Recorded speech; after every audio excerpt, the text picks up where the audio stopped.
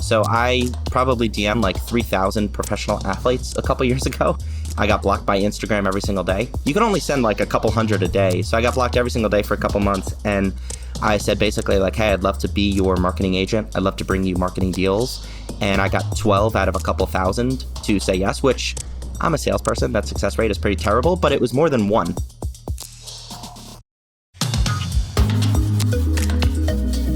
Welcome to Two-Sided, the Marketplace podcast, brought to you by ShareTribe.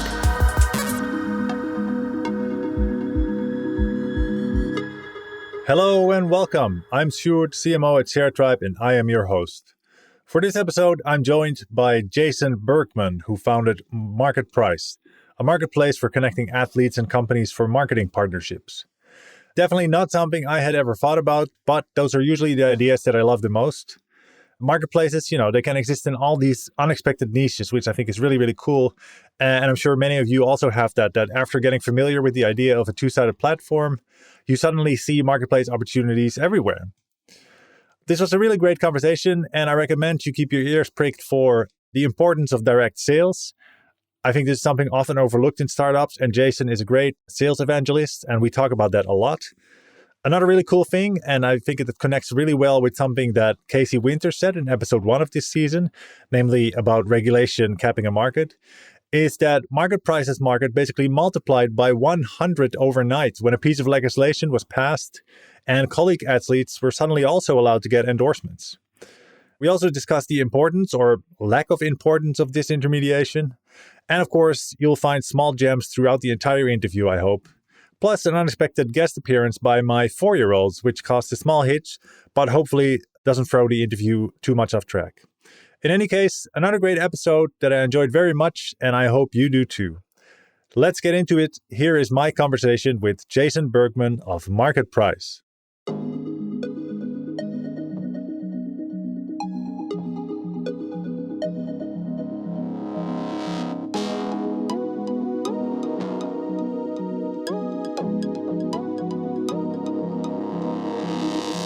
Hi, Jason. Welcome to the podcast.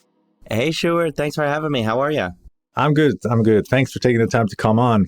I've heard you listen to podcasts before, so you know that my first question is always about setting the context of who we are listening to today and, what is the background from the person speaking. So could you tell us a little bit about what you did before you started MarketPryce?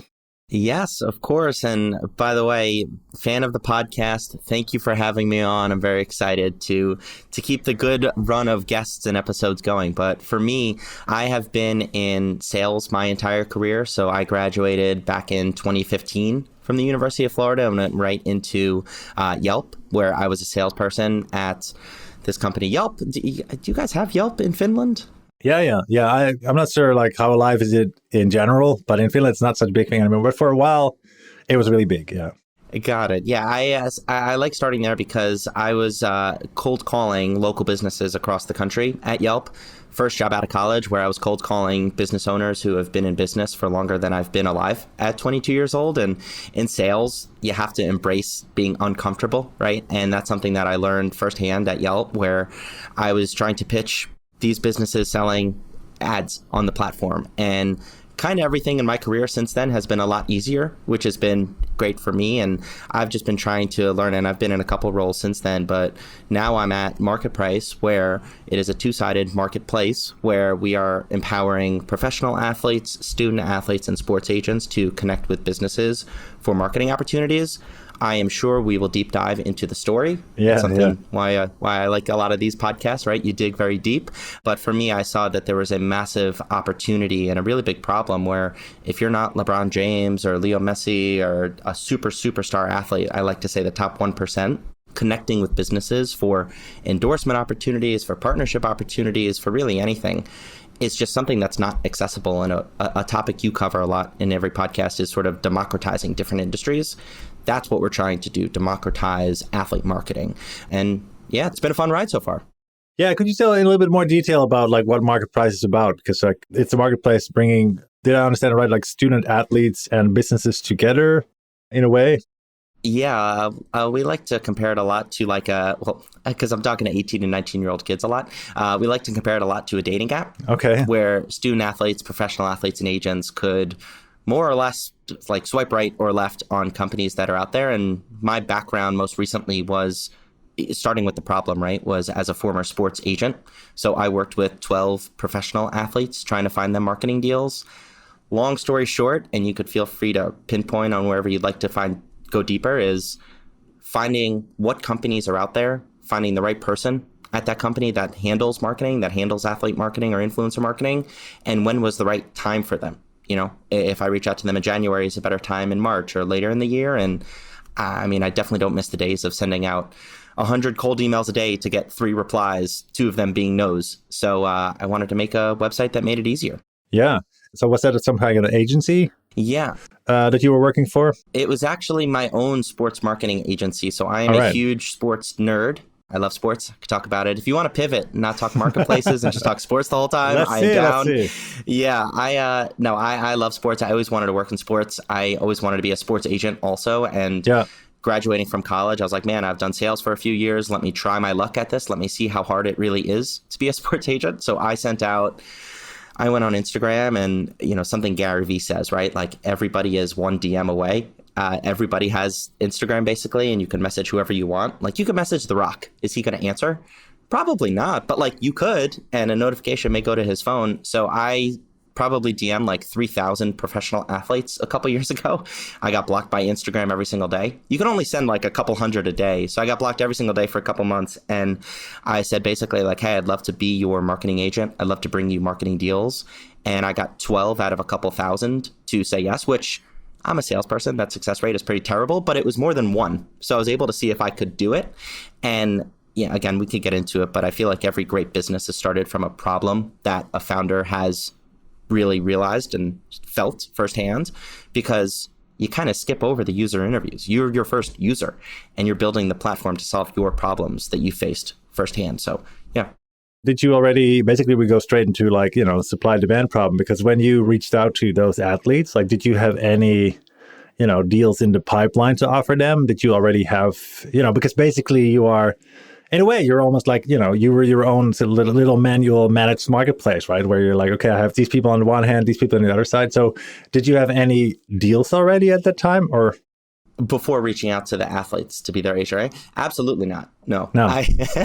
I wanted to see if this was even possible, like if athletes would answer me. And I just did it. And again, I got answers. It was a lot easier for athletes to be like, because again, I've been in sales. So I think one underrated part of working in sales is not only you could sell the product of the company that you work for, but you can sell yourself. So I was able to pitch myself on like, hey, I'm going to work my butt off. I'm a huge sports fan and I'll be able to bring you deals. If I don't bring you anything, there's no difference, right? But if I bring you something, you could say yes or no. And then when I started reaching out to businesses, that's where the supply was important, because their first question always was, okay, cool. Like what athletes do you work with? Yeah, exactly. Yeah. So it sounds like that's a great hotbed for the idea for MarketPryce, I'd imagine. It was the best. Yeah. It was something that, again, I was like, I want to build a product that I could use. And I'm sure you're a big marketplace nerd, as I am, right? Having this podcast, Sjoerd. Like Brian Chesky was the first host on Airbnb, the founder of Airbnb. And that was something when I was building MarketPryce, I'm like, cool, like, let's go. Like, we're going to be the first agent on MarketPryce. And I'm going to be able to see if this is easier to get athletes that I work for deals. And it was. And that's what allowed it to really continue growing. Yeah. And what did the first version of MarketPryce look like as a software product? Or did you even start without it being an actual software product? Yeah. So we did start with some sort of software product. I am visioning in my head and I'm kind of laughing, but I'm trying to keep it cool right now, where that's all right. The quote that sticks with me whenever I talk about this is the Reid Hoffman quote of like, if you're really starting a business, you should be jumping off the cliff and then assembling the airplane as you're jumping off and falling down. My co-founder, Shahryar Khan, who is unbelievable, I pitched him on this idea and he's like, yeah, let's do it. And there's a lot more that went into that. But from February 2020 to about December 2020, he quit his job and built this. And my background is in tech, and he built this two-sided marketplace.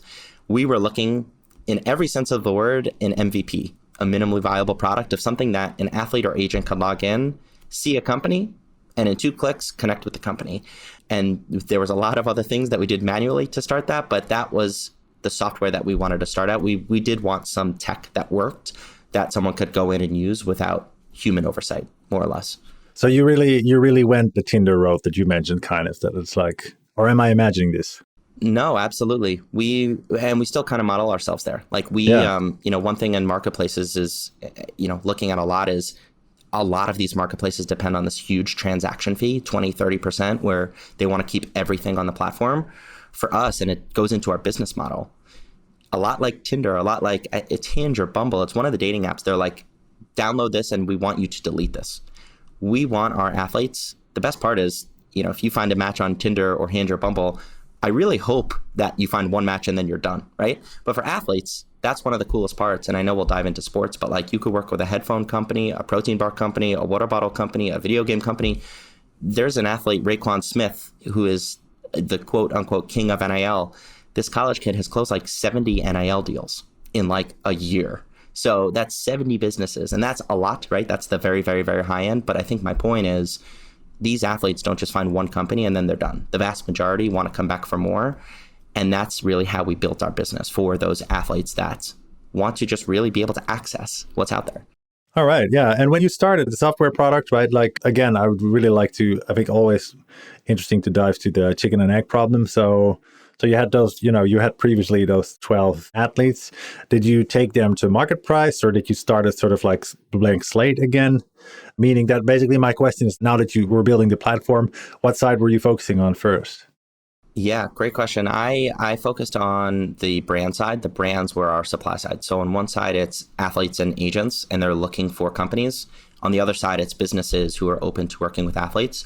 Our business model is that it is free for businesses to sign up. So for them, it's always free. They could sign up. They could create what we call a campaign. It's like a job posting that they post on our website. And then our network of athletes would see those campaigns, and they could apply to however many that they want. Yeah. I didn't feel like it was right, / I didn't even know if it would work if I was selling an athlete on MarketPryce. And then they say, hey, well, what deals do you have for me? If they had to pay us for 0 deals, I'd rather, and what we did was between November, I want to say, and December, I reached out to, countless businesses saying, hey, here's this free product. And again, I probably got like 1 or 2% responses, but we launched with actually 20 businesses that had campaigns up and running. So it was companies in the mattress space, it was companies in the protein space, like the green juice space, and companies who were like, well, why not? Like, let's see what athletes want to work with me. And a lot of those OG businesses, who I could name basically all of them because I'll remember them forever, some of them are actually still on MarketPryce, which is really cool, and they're still running new campaigns. So yes, it was businesses first and then athletes. Yeah. And once you had a couple of businesses lined up, like how hard was it to bring athletes on board? Everything was hard.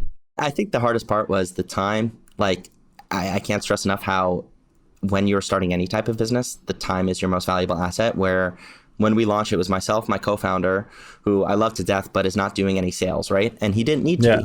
And then we had 2 employees, another developer, and then a marketing manager. I was doing all the athlete sales. I was doing the brand sales. I was doing once a brand signed up, helping them go through applications. When an athlete signed up, there's a whole strategy, account management part of it.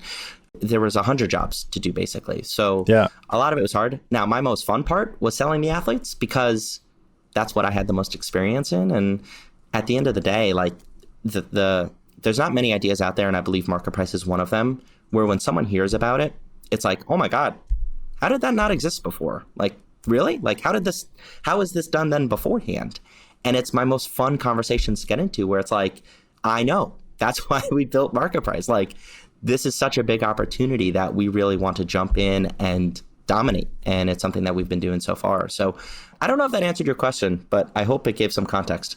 Yeah, that totally answered my question. Actually, can I ask one question to sort of call back your Yelp experience? Because of course, like Yelp was also in a way like a two-sided marketplace, right? Like, did you sort of realize that? Like, were you like, oh, I see similar dynamics, or did you only sort of later put that together? Yeah, that's a really great question. I have not thought about that until you answered it. But now looking back, I had to get these local businesses to pay for advertising at the top of Yelp. So if you've been on Yelp, it's let's say you type in auto repair. You want to be the first auto repair shop that pops up in Waukegan, Illinois, or O'Fallon, Missouri, which were the 2 cities that I used to call into. And I got these local business owners. I'll never forget it. Some cursed me out for reaching out to them. Some said, I need to pay for my daughter's braces and I can't afford this, but I'd love to do this. Like, you realize from these businesses that they need to see a return on their investment or else they can't spend the money in the vast majority of their marketing spend, especially smaller businesses. So for us, making the campaigns free, and we want to tell, hey, businesses, this is free. Like, why not? There is no downside absolutely on MarketPryce. Sign up, because again, I've had so many of those conversations, charging brands a ton of money, thousands of dollars to just try something. Why can't we go the freemium route? Why can't we win on the supply side, where we could go to every single athlete, and we could do this today? And we've only been in business for about a year and a half, not even. Hey, there is no other marketplace that has as many brands and active opportunities as MarketPryce, and we are only growing. That's something that we can get behind, that we can market, and that gives us a competitive advantage of, if we want to be the Uber, the Lyft in this market where no one can compete with us, that supply, those brands where it's a lot of brands, a lot of high quality brands, that's something that we want to be able to win and dominate. That's why Yelp wins, right? They have the most local businesses.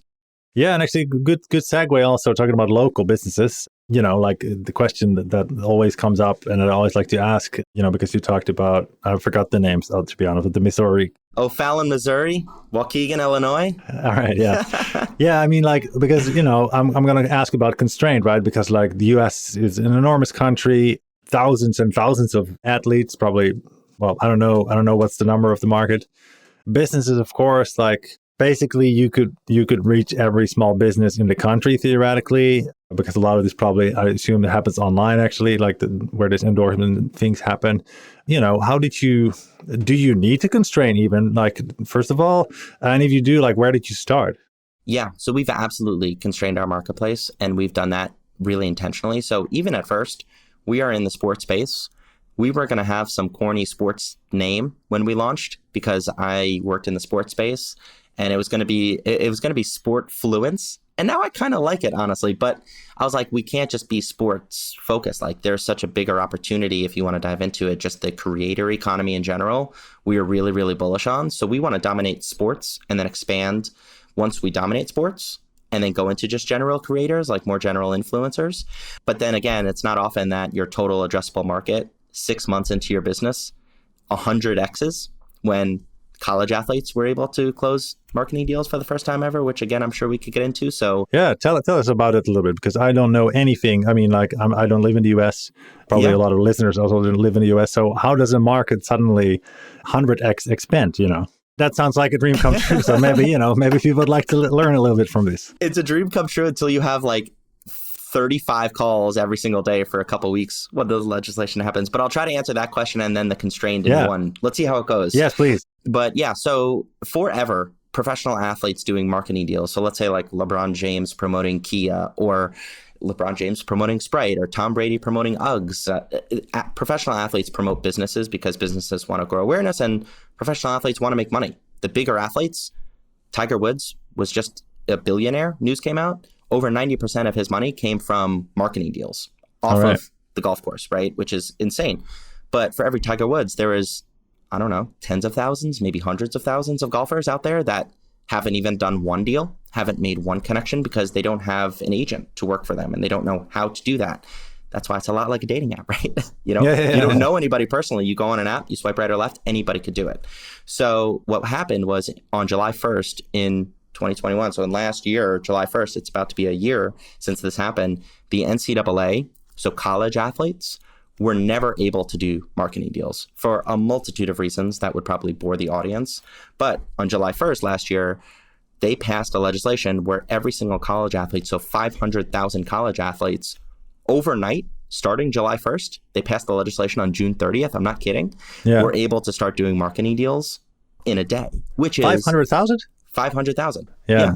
500,000. That's awesome, because a while ago we had the episode with Casey Winters, who talks about point about, like, where are big markets, like how to unlock big markets. And one of the reasons that he mentioned there is like, well, you should look at markets, that are capped by regulation. I think he's talking about doctors and certain things, but like this is like textbook, regulation uncaps a side of the marketplace suddenly. Like, wow, 500,000, you must have been really happy.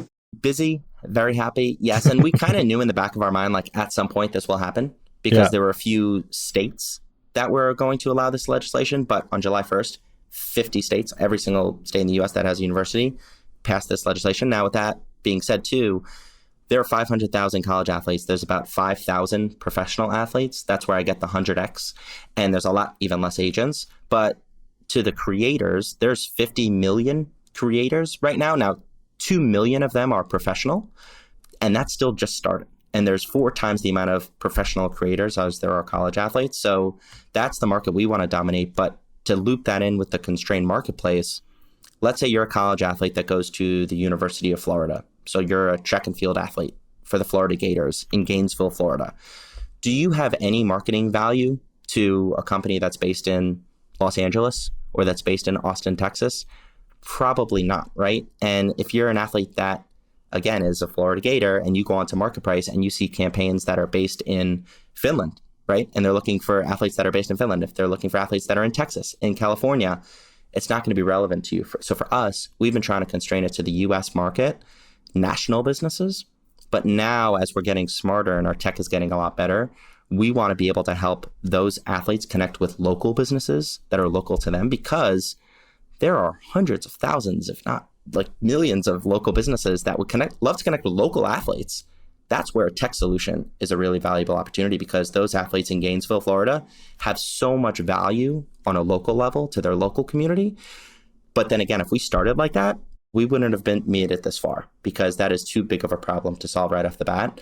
We wanted to start national and then expand, I like to say, internally to a local level. Yeah. So you first started sort of nationwide, the bigger athletes and the bigger brands, and now you're sort of pulling it back and you go like locality by locality somehow. Exactly. Yes. Yeah, that's really cool, because like, you mentioned earlier that like, okay, democratizing sponsorships for students, but of course also like actually the other side of the market, right? Like, like whatever, like Cafe Joe on the corner of whatever, some small town did not previously have access to this as a solution, right? So like, that's actually really nice. Like I hadn't even realized that it sort of the democratization works both sides of the marketplace. That is really cool.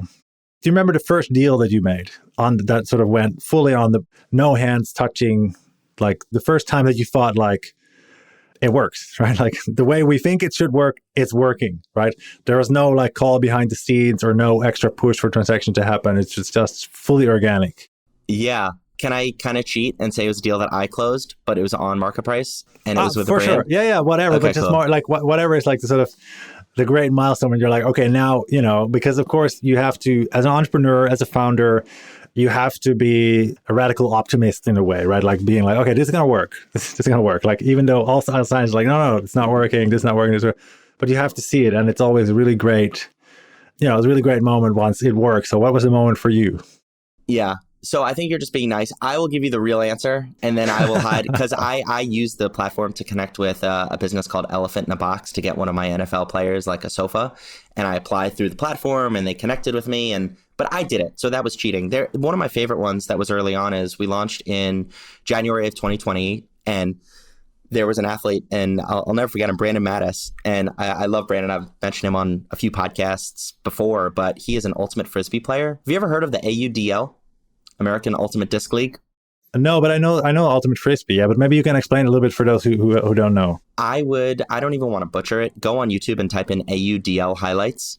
It's the American Ultimate Disc League. These guys are beasts. They are amazing, and they can do things with a Frisbee that I can't even dream of doing. And they are insanely athletic and so skilled. And anyways, it's amazing, and you can go into a black hole. But Brandon Mattis had about like 600 or 700 followers on social media, which is, for an influencer and athlete, it's just not a lot, right? You think millions of followers, and brands only want to work with athletes in the millions. And he reached out to me, and I'll never forget it. And he's like, hey, do you guys have deals for AUDL athletes that have like 600, 700 followers? And I was the salesperson, right? And you'd think that I'd be like, yeah, just sign up, whatever. I was like, to be honest, man, I have no idea. But like, it's a monthly membership. You sign up, it's $49. You could try it. And if you don't find a deal, that's okay. But if you do, then that's great.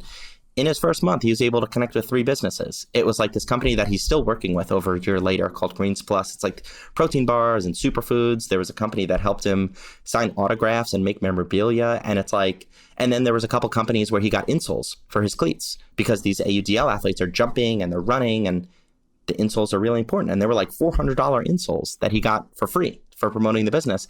And I just thought that was cool, because I was like, yeah, I don't know if it's going to work, but like try it. And our business model allowed the athlete to take that into their own hands. And it's just super cool. And like he upgraded for a year membership after that. And he's been a really great ambassador for us and trying to help us connect with other AUDL athletes. But that was one deal that comes to mind where that'll be like ingrained in my head forever, because I genuinely did not know if it was going to work, because I wasn't going to lie to him, right? I was going to be like, yeah, just try it. And it worked. I mean, I know some salespeople who would lie about it, but like, yeah. I'm glad you didn't. Yeah, no, that's great. Like, that's really cool. Now, because of course the bigger brands, sort of quality is ingrained because it's really important to them. Same as with the athletes. Mm-hmm. But now, 500,000 potential people signing up, hundreds of thousands of SMBs who can potentially use the platform.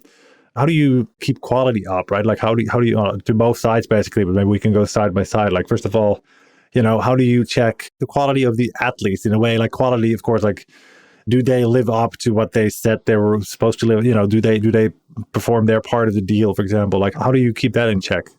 Yeah, so it's different for the athletes and for the businesses. I could start with for the businesses because that's a little bit easier on our side. Yeah.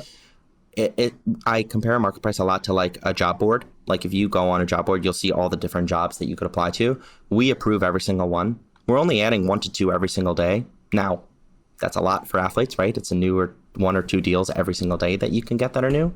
But our team looks into the business. Most of the time we've talked to the brand before just to make sure it's like, okay, cool, this is a legitimate business. They've added a payment file and we approve them. Now we've had to turn down businesses, but the vast majority look good and they're approved for our marketplace that we look at. On the athlete side, it goes into our business model where there are a lot of bad actors in the sports space. A lot of, this isn't a video podcast, I don't think, but I'm doing the quote unquote with my fingers, like sports agents who are the athletes' uncles or they're the athletes' friends of a friend who are like, yeah, I could get deals for my guy. And it's something you don't know until you're in the industry, which I was in for a couple of years. And that's something where we want to make sure that high quality is there. We charge a monthly membership.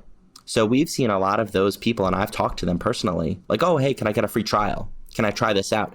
Where they don't want to put their money where their mouth is. The people that come into marketplace, like our marketplace, they're investing in themselves. They're paying money to access MarketPryce, where if they're not serious about doing marketing deals or they don't actually represent that athlete, like you say, the quality of the user, they have to pay for our business, right? They have to subscribe. There is no free option for them to be able to benefit.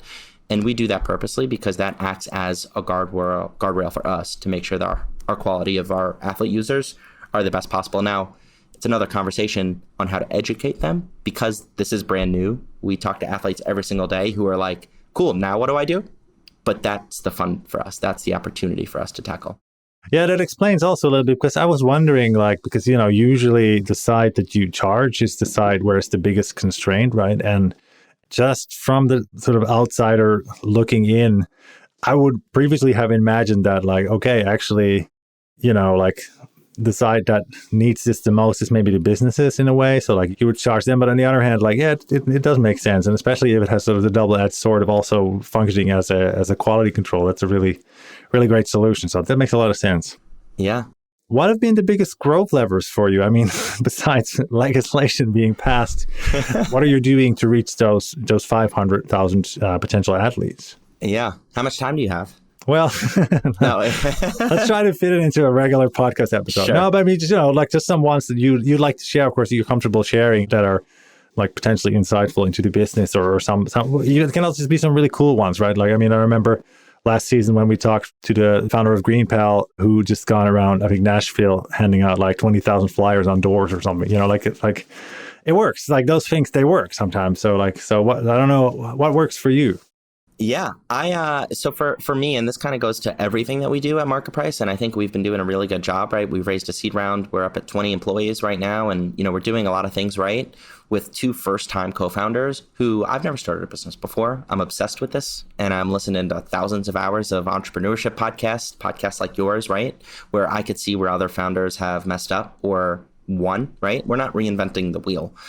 I always say to my team, I'm like, Uber didn't invent the car, right? They just made it easier to get from A to B, and they're a multi-billion-dollar business. And with us, we're not reinventing athletes connecting with businesses. We're just making it easier. We're democratizing it. So a long way of me saying The number one thing that's worked for us is sales. And I'm sure you're familiar with Cameo, the incredibly successful unicorn marketplace. Unfortunately, they just had to fire 20% of their sales force. But to get to that point, they were doing something right. And I actually was offered a job there and almost moved to Chicago in another life to work there. And their sales process, they have 200 salespeople who are DMing on Instagram and on Twitter to celebrities to try to get them to sign up to their marketplace for free. And that's profitable for them. They're making money. So for us, it's like, cool, if Cameo has hundreds of thousands of celebrities on their platform, by just having salespeople reach out to them, and it's free for Cameo, we charge a monthly membership. Now, if we could reach out and get the same number or even a portion of those athletes paying us a membership, that's something that could work for us. So those were sales I did in the early days. I got these athletes up and running. I was able to show the value of MarketPryce. And then when I got really busy doing a lot of other things, I hired multiple people to do that for us. So sales has been great. And I'd say the second part, and this is a little bit less scalable because it's out of our hands, but like you said, it's not often that 6 months into our business, the market that we're going after 100x's. The amount of press that came from that, like literally right now, it's June 14th. There's a thing called the NIL Summit in Atlanta, where we have one of our employees with a couple MarketPryce athletes down there representing our name. They made an entire summit about college athletes now being able to close marketing deals, where there's hundreds of people there because of this new legislation, and there's tons of press covering that. So when we are going out to athletes, the vast, vast, vast majority have heard about what's going on because it is so new, because it's so like, oh my God, what is that? It's the bright new shiny toy. But then again, that's why we want to be the fastest to market and the best marketplace, something that athletes truly, truly love and value. So they tell their friends about it and we can continue growing. Yeah, because the first thing also that came to my mind, especially when you talk about such large quantities and people who are, in a way connected, would be, I was expecting something around referral, right? Like, because, what group has the biggest likelihood to know athletes is like, well, other athletes. So are you doing something on that front? Absolutely. That's the biggest thing that we've been testing. And I feel like we finally cracked the code on it. And I think it's just getting started. But when we first launched, I'm like, oh my God, like if you're an athlete on the track and field team, like who are your best friends? Other track and field athletes. If you're a athlete on the women's basketball team, and we hire former athletes, and I'm like, who are your best friends? Who are your group chats with? And they're like, yeah, my teammates.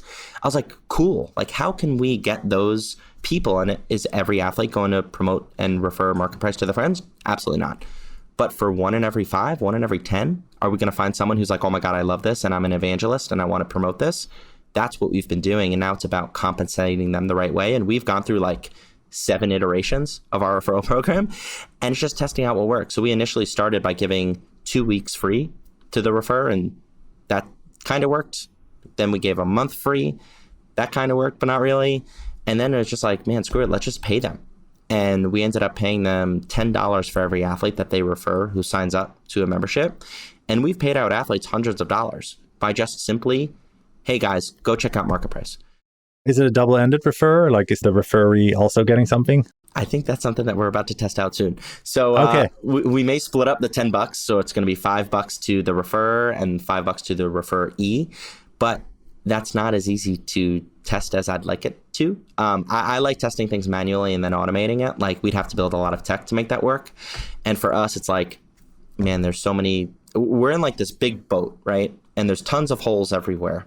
And we're trying to fix the biggest holes, and we need to be like, that little, like that graphic where it's the guy drinking the cup of coffee in a room that's burning in fire. And he's like, this is fine. Yeah. Exactly. That's startups. That is literally a startup where it's like, I would love to do that. That's like number 117 on our to-do list, and we'll get there. Absolutely. But yeah. For sure. Yeah, I'm just like, the reason that I bring it up is just because I think that, like, I have background in growth as well. And to me, that sounds like a really powerful growth loop, because it's, you have this potential for some kind of viral loop there. But I'm sure I'm not telling you anything you had not thought about already 100 times. And on the supply side, like, how do you grow supply side? Like, because of course they are usually a little bit less connected, right? Like, okay, entrepreneurs know other, small businesses know other small businesses, but like, sometimes they're competing. So how does that, is that just hardcore sales, or do you have other things in the toolbox?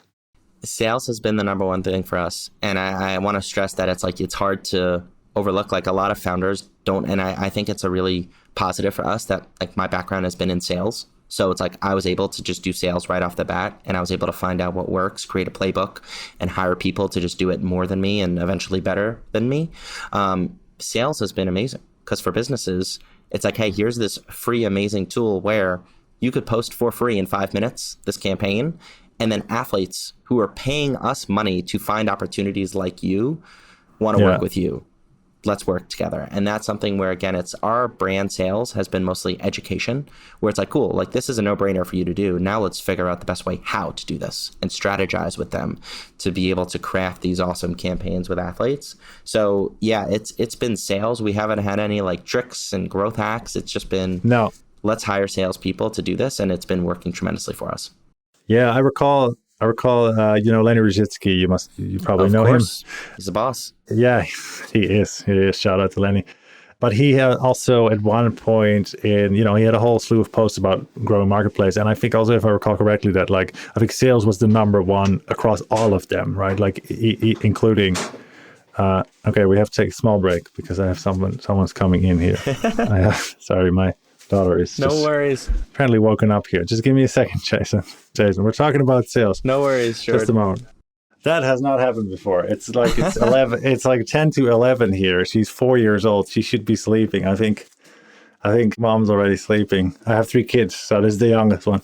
No worries. All right, I'm going to piece this together. But I think I said something like, yeah, it makes a lot of sense that, sales is number one. I recall Lenny Rizitsky's series of podcasts about marketplaces, where I think the number one sales tactic across all of them, like whether that was Thumbtack or Grubhub or all of them, was like sales was the one they all had in common, right? Like it's not the growth tactic that people write blog posts about. It's not the sexy one that people talk about when we talk about growth hacks, but direct sales usually is the best one.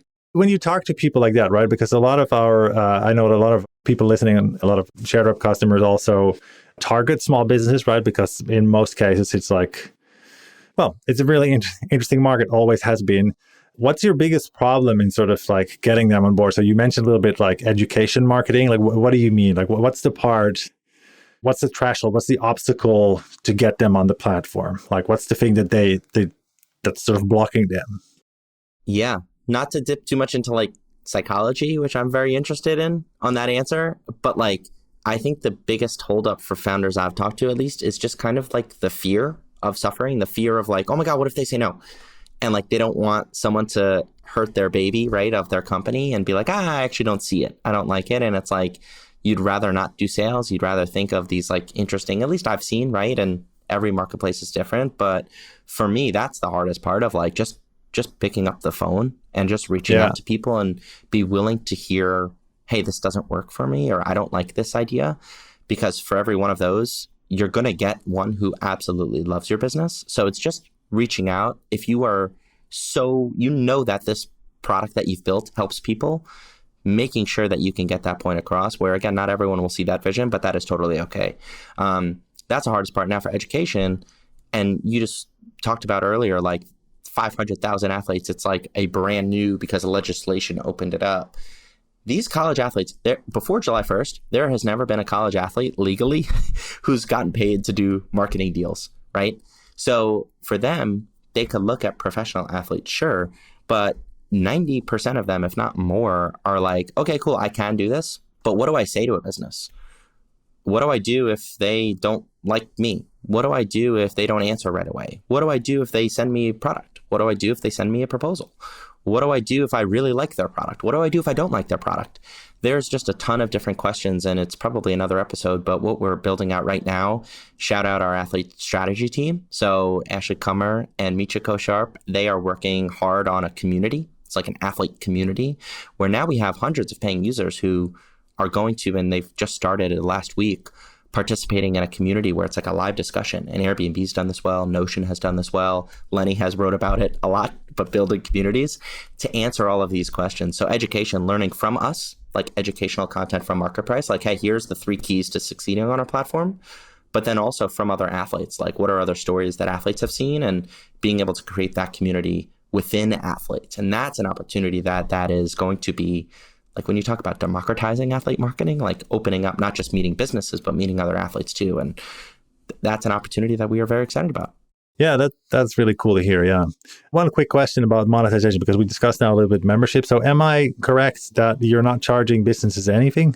The only thing that we charge businesses ever is if they do a cash deal. So let's say, Sjoerd, you are a pro soccer player and I am Nike. I wish. And I pay you. Yeah, stick with me here. That dream's long gone, Jason. I'm going to keep going. You're going to be like, oh, this sounds nice. Let's say I pay you $100 to make an Instagram post for me to promote my cleats that I send you.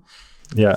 I would charge MarketPryce is what we would charge the business $105. So 5% fee on top of what you're paying the athlete. And then we would charge that business and then hold the money in escrow and actually process the payment to you. So once you've done that deal, so once you've posted for the business, that Instagram post, we would send you $100 and we'd keep the $5. Okay. And how do you combat this intermediation there, right? Because like, especially for small businesses, right? Like you mentioned earlier, for some people, at least in their mind, this is the trade-off between their daughter's braces and advertising. So how do you make sure that they're not like, hey, I'd rather pocket that $5. Can I not just, hand you some cash, especially if we're talking about local marketplaces, local athletes, right? Like stop by the store and I'll pop you 100. How do you go around that? It's a great question. It's a mix of we don't really care that much because of our business model and fair enough, because of the value that we add, where if it was 20 to 30%, we would not allow disintermediation. That's too valuable. We would be forfeiting way too much money. For 5%, that's something that we did a ton of user research with businesses where it's like, cool, what is the amount that you would pay for us to handle all of the crap that goes with paying athletes? So for example, let's go back to that example of you're a pro soccer player because you had a big smile on your face when I was saying it. That's something where, like, if you are working with a business and the business has never worked with an athlete before, did they send you the money before? Did they send you 50% now, 50% later? How do they make sure that you actually do it? What happens if you don't do it? What happens if you don't do it right? What happens if you don't do #ad? Like all of that stuff, the contract, right? Are you going to write up your own contract? We have an internal contract. So for all of those problems, we tell those businesses, like, you don't have to worry about any of that. And it only costs 5% of a cash transaction. So that's something. Now, we eventually, as we scale, we're going to continue adding tech, which maybe we'll talk again in 6 months and I'll show you all the cool stuff we're building. But like, we want to keep adding value to businesses to raise that rake, right? So go from 5 to 7.5 to 10% as we continue building value. But we want to be wary of, there are other marketplaces out there. Like if you try to share your email address on Airbnb, what happens? You get blocked. Hey, actually keep this on our platform. That's something that I don't want to get the point to. I want to be able to make that connection. And if that athlete and brands go off of our platform and do a bigger deal, we've done our job. Yeah, no, that makes sense. And I like what you said, that like, we don't really care about it, like, because it just happens so rarely. In my experience, like the first time marketplace founders that worry about this, it's usually like, I usually think that it's more of a problem in your head than it's really a problem. Like it's not the number one problem, like referring back to, being the dog with the coffee in a room on fire. It's one of the smaller fires, right? I think so. And I think that also what the other thing you said is just really key, that like, yeah, you can do all these tricks, like, block the email addresses being shared, whatever. But of course, the key thing is really just to add enough value to sort of justify the take rate, that it doesn't actually feel like a pain that people want to sort of get rid of. So that makes perfect sense. Jason, I think I've taken up more than enough of your time. Could you tell us a little bit about, you already referred a little bit like creator space, maybe later, creator economy, what's next for MarketPryce? Yeah, I'm going to preface this by saying typically I don't love answering this because it's like an Andy Jassy quote, the CEO of Amazon, where he's like, if you're thinking 5 years down the line, you are going to be out of business in 5 months. Like you need to worry about problems today and figure out that guy, put out those fires today and then drink your coffee today. But down the line, the creator economy is something I'm really bullish on, where it's podcasts like these, right, that are incredibly popular. Anyone listening to this podcast, they've made it this long hearing both of us talk about marketplaces. That's something where you have value, right? If you get hundreds, if not thousands of people to listen to this, if you drop in an ad, right? If you are talking about marketplaces and then you could find an advisor role at a marketplace, right? I know you work with ShareTribe, but the idea of one individual's resume not being a resume, I personally don't look at resumes anymore. I don't. I look at the LinkedIn, I look at your social media. That trend is only going to continue as Gen Z is now older, right? Like Gen Z is the first generation where being a creator, quote unquote, is like an actual job. Like that's not something where it's like, oh, ha, ha, ha, true, whatever. True. that trend is only going to continue with people thinking of themselves first, promoting themselves, building their personal brand, where that has tremendous value in the business sense. Where, and again, I could talk about it a lot, but going back to athletes, because we are an athlete-focused company, you see LeBron James, you see Kevin Durant, you see Serena Williams, they're moving to equity deals. And not only equity deals where they have equity in a company, they have venture capitalist companies where they're investing in companies. At the same time, there's athletes on the other side of the spectrum that haven't even gotten free product from businesses or gotten paid to promote a business. I'd love to get to the point where there is every single athlete having access to equity deals, working in businesses, and being able to use their influence to promote companies for the better, whether it's at a national level or even at a local level, but making a platform that can facilitate all of that and help that. The toughest part of those deals is just the 0 to 1. What's out there? And MarketPryce is going to open that up to every athlete and every single business. Awesome. Let's end on that. Where do people find MarketPryce? Where do people find Jason Bergman? Anything you would like to pitch in particular? Yeah. I've been pitching my business the whole time. I just went to my co-founder's wedding last weekend and I made a speech and I pitched MarketPryce to everybody. So it's something I love doing, but check out MarketPryce. I would go on our website or on social media. We're just at MarketPryce everywhere. And it's PRYCE. So it's MarketPryce. We're a startup. We had to throw a Y in there at some point. But yeah, I would check out MarketPryce and then find me. I'm best on Twitter and LinkedIn, but just Jason Bergman. I'm sure you'll be able to find me. And yeah, I'd love to connect with any marketplace looking to learn more. Or if you're a business and you're like, man, I think it'd be cool to work with athletes, hit me up. I will get you in the right hands. And then if you're an athlete, I don't know, Sjoerd, do you have athletes listening to this? Because that could be pretty epic. I'm not sure. You'll find out hopefully after this episode airs. I'll keep you posted. Thanks a lot for your time, Jason. Thank you for having me. I had a lot of fun. All right. Bye. Thank you for listening to Two-Sided, the Marketplace podcast. If you enjoyed today's show, don't forget to subscribe. If you listen on iTunes, we'd also love for you to rate and give us a review. If you got inspired to build your own marketplace, go visit www.sharetribe.com. It's the fastest way to build a successful online marketplace business. Until next time.